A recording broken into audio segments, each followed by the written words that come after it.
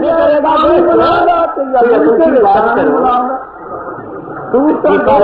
نے فرمایا مجھے رب العزت نے فرمایا ہے کذالک یحیی اللہ الموتى، یہ بھی اللہ کے زندہ کرنے کا ایک طریقہ ہے، تم کر کے دیکھ لو۔ اچھا گائے کیسی ہو بھائی؟ زرد رنگ کی ہو، کیسی ہو، عمر کتنی ہو، ادھیڑ ہو۔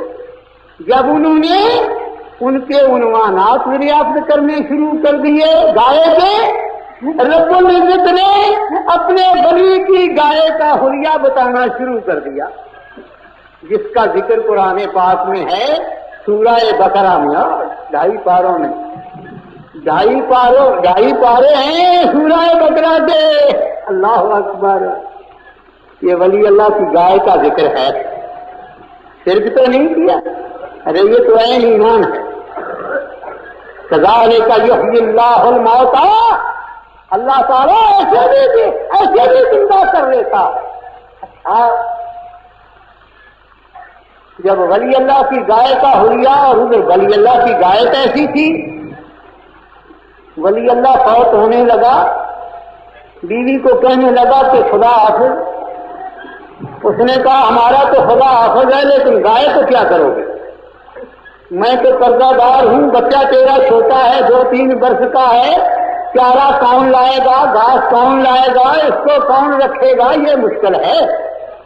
انہوں نے کہا ایسے کرو، اس کا کان پکڑ لو، جنگل میں جا کے چھوڑ دو کہ یا اللہ یہ تیرے دوست کی گائے ہے، تو نہیں اس کو رکھنا۔ کیوں بھائی کہہ دوں، وہ تو اپنے ولیوں کی گائے بھی چراتا ہے، قرآن کریم ہے، میں نہیں کہتا۔ حضور وہاں تو جنگلی پرندے ہوتے ہیں، شیر ہیں، گیدڑ ہیں، چیتے ہیں، نہیں، اللہ تعالیٰ محافظ ہے، وہ خود نگہبانی کرے گا، فکر نہ کرو۔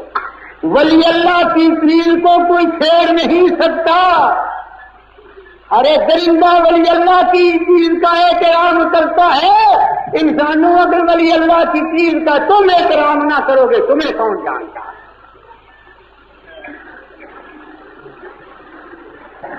چھوڑائیں گے، چھوڑا۔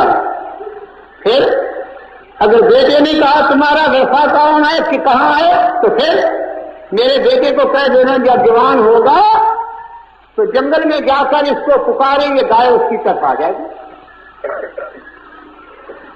اتنی دیر اس کے جوان ہونے تک گائے ایسی رہے گی۔ فرمایا اگر بندہ نگہبانی کر سکتا ہے ایسی ایک گائے تو وہ کہاں ہے، کس کے پاس ہے؟ کہ وہ جنگل میں چھوڑ آئی تھی، تمہارے باپ نے کہا تھا جنگل میں چھوڑا نا، تو اس کو تو درندے کھا گئے ہوں گے۔ نہیں بیٹا، ولی اللہ کی چیز کو کوئی درندہ نہیں چھیڑ سکتا۔ اچھا تو پھر اب مل سکتی ہے؟ ہاں، جا کے آواز دو، مجھے آئے گی وہ۔ جا کے جو آواز دیا گائے کو، گائے دوڑی ہوئی آئی، بیٹے کی طرف بچے کی طرف دوڑی ہوئی آئی، کان سے پکڑ لیا، میں مختصر عرض کرتا ہوں، کان سے پکڑ لیا، مائی کے پاس لے آیا، اماں جی یہ گائے تو آ گئی ہے، لیکن اب یہ بتائیے کہ اس کو چارہ کون ڈالے گا؟ اگر اس کو چارہ ڈالتا ہوں دودھ تو یہ دیتی نہیں، چارہ ڈالتا ہوں اس کو تو لکڑیاں رہ جائیں گی، اور جب لکڑیاں نہ لاؤں گا تو کھانا کہاں سے کھائیں گے؟ بیٹا اس کو فروخت کر دو۔ اچھا منڈی میں لے جاؤ، کیا قیمت اس کی؟ ہاں اس کو کہہ دینا کہ 10,000 روپیہ اس کی قیمت ہے، لیکن اپنی والدہ کا مشورہ شرط ہے۔ بہت اچھا۔ اب اللہ تعالیٰ نے حلیہ اس گائے کا بتانا شروع کر دیا یہودیوں کو۔ یہودی تھے نا بڑے مالدار ہیں، ان کو کیا پرواہ ہے، دے لو جو کچھ لینا۔ آج کل بھی لیڈر کہتے ہیں نا لوٹ لو جو کچھ لوٹنا ہے۔ ارے لوٹنا ہے تو ہندوستان کو لوٹو یا مسلمانوں کو لوٹو گے؟ تو یہ کی بات کرو۔ ہاں پاکستان کو لوٹ بھی ہو، ہندوستان کو لوٹ کر دکھاؤ، ہم بھی جانے کے ٹھیک ہو تم۔ پاکستان تو بیچارہ پہلے غریب ہے، مسلمان کو کیا لوٹتی ہے؟ مسلمان کا مال ہے، یاد رکھو، مسلمان کے مال کی نگہبانی کرو۔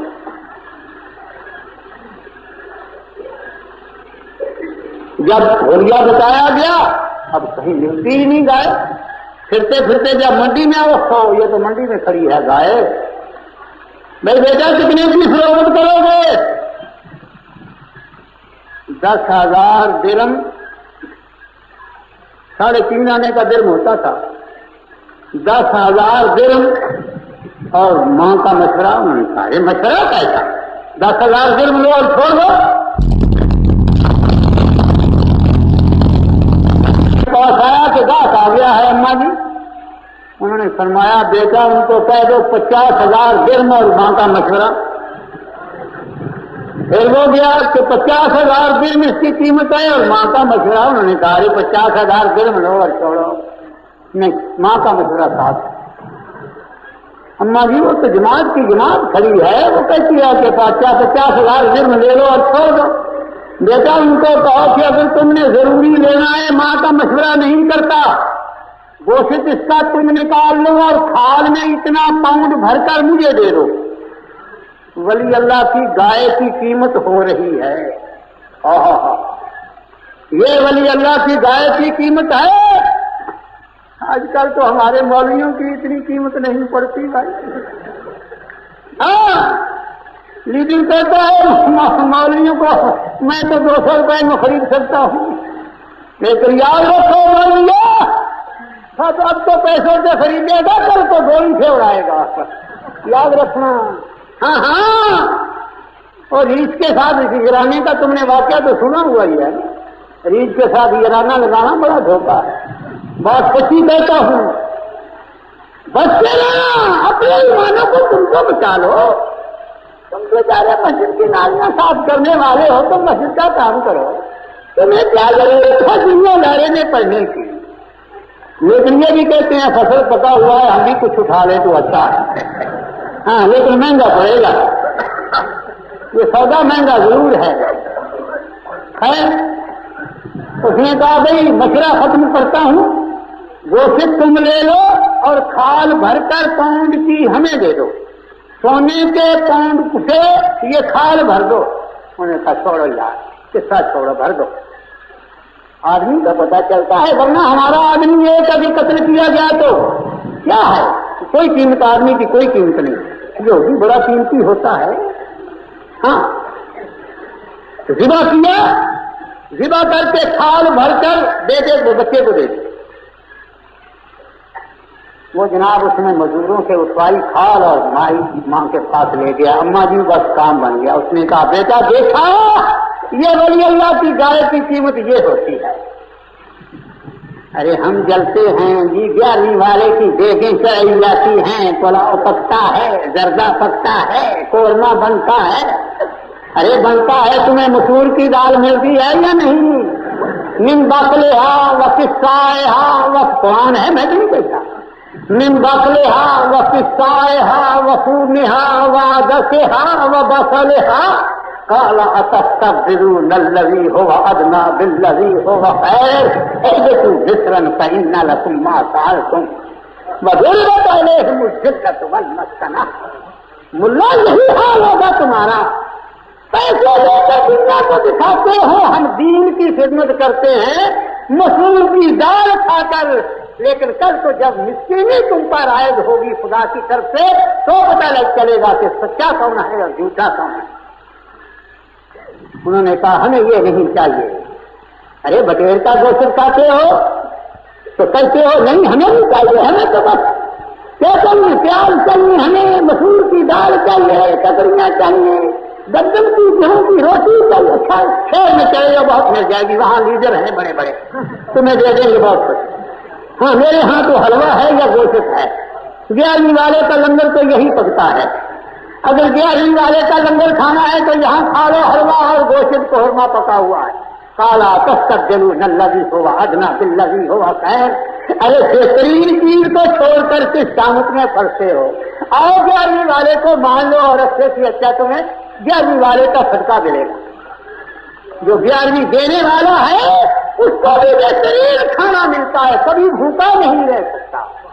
11ویں دینے والا بھی بھوکا نہیں رہ سکتا، 11ویں کھانے والے کو بھی برکت ہو، دونوں بابرکت ہو. یہ شان ہے غوث اعظم رضی اللہ تعالیٰ عنہ. پاک لنگر جس کو ملے اس سے زیادہ اور کیا؟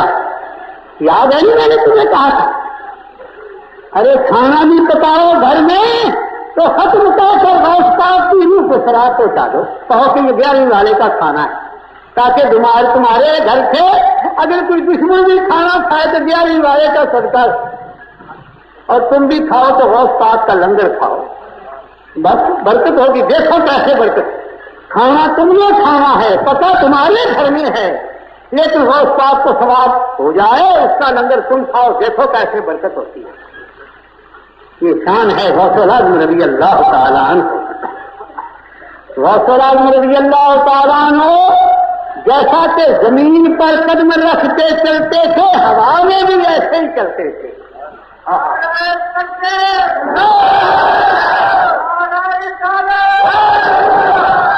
آج کوئی ہمیں چل کے دکھا کے دے، دنیا میں کوئی ہے جو ہوا میں چل کے دکھا سکتا ہے؟ ہوائی جہاز ہوا میں اڑتا ہے، یاد رکھو ہوائی جہاز ہوا میں اڑتا ہے، لیکن میرے غوث الاعظم رضی اللہ تعالیٰ عنہ کا شان ہے کہ آپ کا قدم ہوا پر ایسے ٹکتا تھا جیسے زمین پر رکھا جاتا ہے۔ یہ شان ہے غوث الاعظم رضی اللہ تعالیٰ عنہ۔ جنگل میں آپ تشریف لے جا رہے ہیں، ایک ملا جی مل گئے، اگر جمعہ نہیں پڑھانا آج تو جمعہ ہے، فرمایا پڑھو گے ملا جی؟ ہاں یہ پڑھنا تو ہے، لیکن کہاں پڑے؟ جنگل ہے۔ فرمایا میں نہیں چلتا ہوں، بازو تھاما تو مصر کے جامع مسجد میں کھڑے طے ہو گیا، اور ایک آنکھ چپکنے میں اتنی جلدی ولی اللہ اتنی جلدی اتنی مسافت طے کر سکتا ہے؟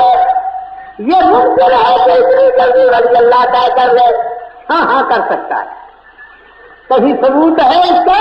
قرآن ثبوت ہے، فقیر کے دلائل قرآنیہ ہیں کہ جو تسلیم کرے قرآن تسلیم کرے، جو انکار کرے تو قرآن کا منکر ثابت ہو جائے۔ حضرت سلیمان علیہ السلام نے فرمایا ایکم یأتینی بعرشہا قبل ان یاتونی مسرعین۔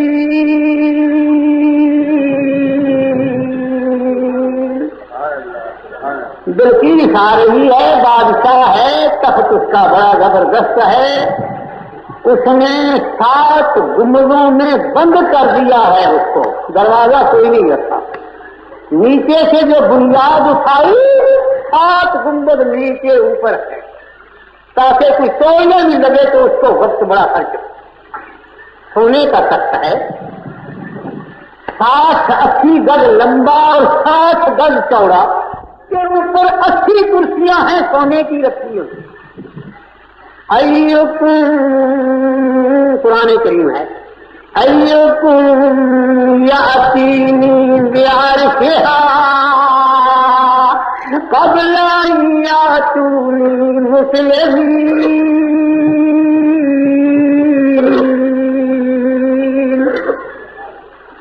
اس کے آنے سے پہلے یہی فرمایا، اس کے آنے سے پہلے قبل، یہ غیر کی دلیل ہے، قبل ان یاتونی مسرعین، وہ بھی آ رہی ہے، اس کے ساتھ فوج بھی ہے، وہ تمام کے تمام میرے پاس آئیں گے تو مسلمان ہو جائیں گے، لیکن جب مسلمان ہو جائیں گے تو میں ان کی چیز کو چھوڑ نہیں سکتا، وہ ان کی رہے گا، ان کی رہے گی، ان کے مسلمان ہونے سے پہلے کوئی اٹھا کے لیا، اور وہ قریب آ گئی ہے، ایک منزل صرف رہ گیا۔ ہاں ہے تم سے قبل ان یاتونی مسرعین، یہ سلیمان علیہ السلام کا غیب ہے یا نہیں؟ قبل ان یاتونی، پتا تھا کہ وہ مسلمان ہونے والی ہے، اس کی فوج وہ خود اسلام لے آئے گی۔ قبل ان یاتونی مسرعین،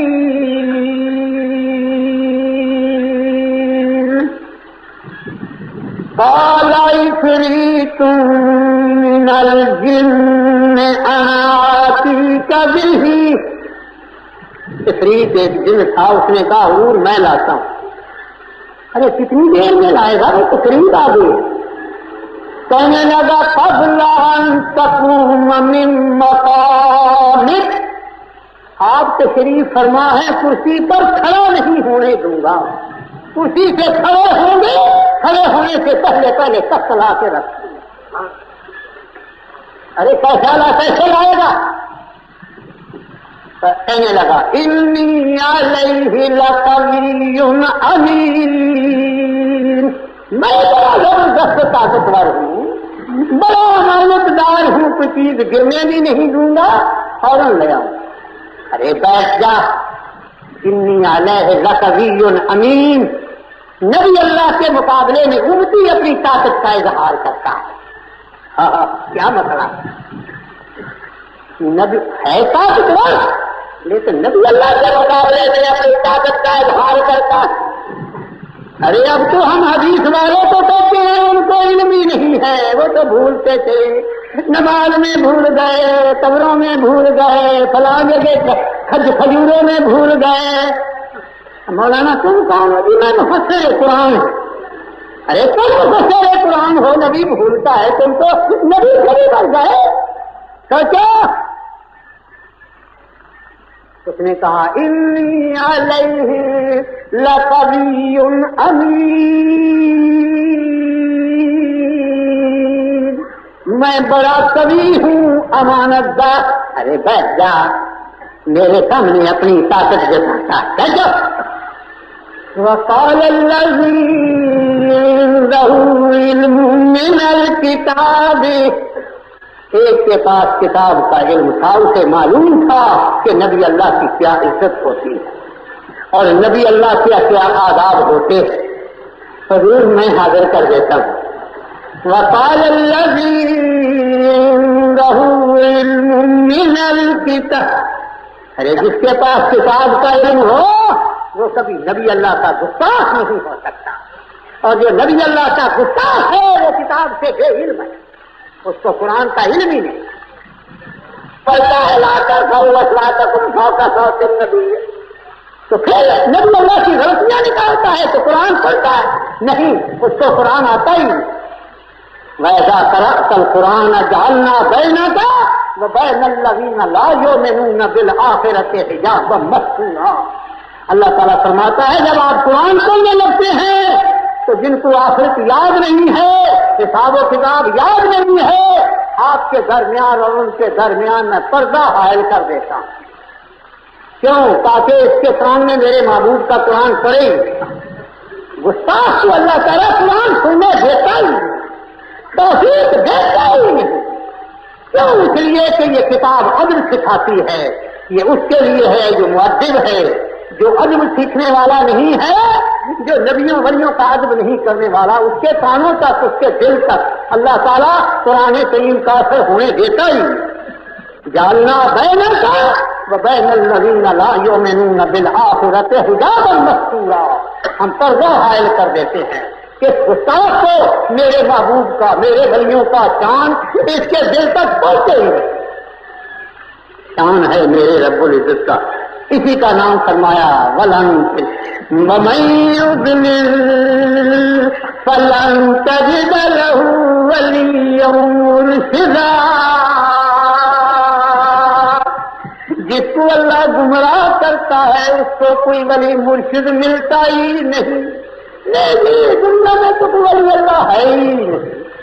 ارے حضور نے فرمایا ہے جب دنیا میں ایک ولی اللہ نہ ہوگا تو قیامت قائم ہو جائے گی۔ معلوم ہوا کہ اولیاء اللہ قیامت کی ڈھال ہے، ایک ولی اللہ بھی ہو تو قیامت نہیں قائم ہو سکتی، یاد رکھیے، یہ شان ہے اولیاء اللہ کا۔ تم کیا جانتے ہو؟ کیا ذکر کر رہا تھا بھائی؟ وقال الذی عنده علم من الکتاب انا آتیک بہ، حضور میں لایا تھا۔ ارے کتنی دیر میں لاؤ گے؟ قبل ان یرتد الیک طرفک، یہ جو آپ کی نگاہ ساتھ میری طرف ہے یہ اس طرف سے اس طرف آنے نہیں دوں گا. نگاہ اس طرف سے اس طرف ہوگی تو سب سے پہلے وہ سخت پڑا ہوگا. نگاہ الٹنے سے پہلے سخت کو الٹ کے رکھ دوں گا. ارے کیسے لائے گا؟ یہ نہیں کہا میری طاقت. آیا من فضل ربی لیبلونی اشکر ام اکفر. یہ میرے رب کا مجھ پر فضل ہے کہ یہ میرے فضل کا شکریہ ادا کرتا ہے یا منکر ہے. میں اس کے فضل کا شکریہ ادا کرتا ہوں. یہ میری طاقت نہیں ہے، میرے رب کی کرم نوازی ہے مجھ پر. فلما رآه مستقرا عنده قال هذا من فضل ربي ليبلوني أشكر أم أكفر. ادھر دیکھا تخت پڑا ہے اور 80 گز لمبا سونے کا تخت، 80 کرسیاں اوپر جھکی. ارے لے آئے، حضور لے آیا. معلوم ہوا کہ ولی اللہ کے منہ سے بات نکلتی ہے تو فوراً ہو جاتی ہے. یہ شان ہے اولیاء اللہ کا. تم کیا جانتے ہو قرآن کریم کو کہ قرآن کریم میں اولیاء اللہ کا کیا شان؟ قرآن ہے فلما رآه مستقرا عنده قال هذا من فضل ربی. جب دیکھا لیا ضرور یہ میرے رب کا فضل ہے آ گیا. اچھا شان ہے ولی اللہ کا. ایک آنکھ چمکنے میں اتنے سینکڑے میلوں سے اتنا شکیل جسم کھاتے ہوئے آیا. یہ شان ہے ولی اللہ کا. ارے کیسے لائے؟ گنبد پھاڑ دیے. نہیں حضور گنبدوں کو پتہ ہی نہیں چلنے دیا. ارے زمین پھاڑ کے لائے ہو؟ نہیں حضور زمین کو پتہ ہی نہیں لگنے دیا. یہ ہے ولی اللہ کا شان. ارے ایک ولی اللہ اگر 80 گز لمبا سونے کا تخت گنبد پھاڑنے کے بغیر، زمین پھاڑنے کے بغیر لا سکتا ہے تو حضور مدینہ طیبہ میں زمین پھاڑنے کے بغیر قبر میں تشریف لا سکتے ہیں یا نہیں؟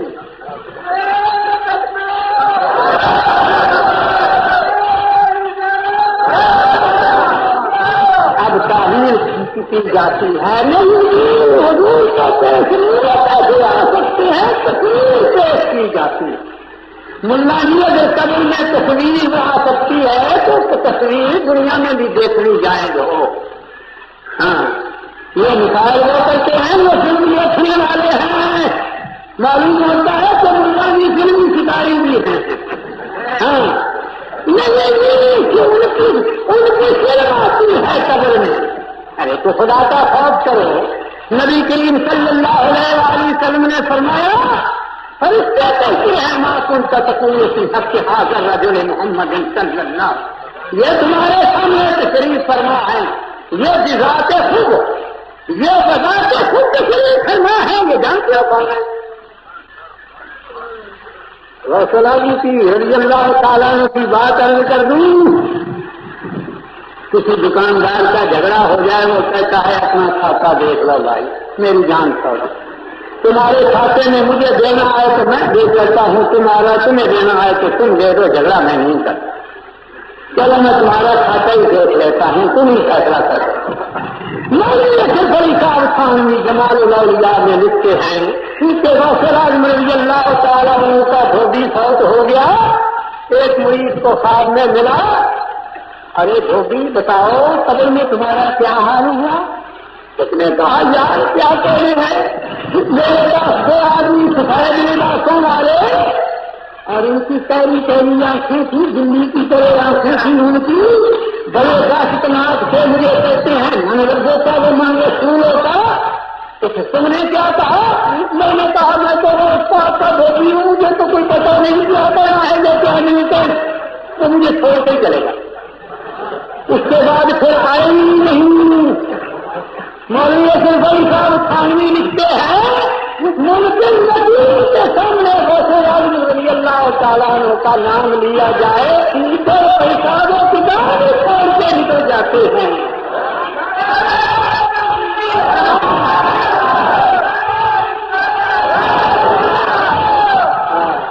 یہ ہے غوث اعظم رضی اللہ تعالیٰ عنہ جو قبروں میں بھی ہماری مدد کرتے ہیں، منکر نکیر کے حساب سے بچا لیتے ہیں۔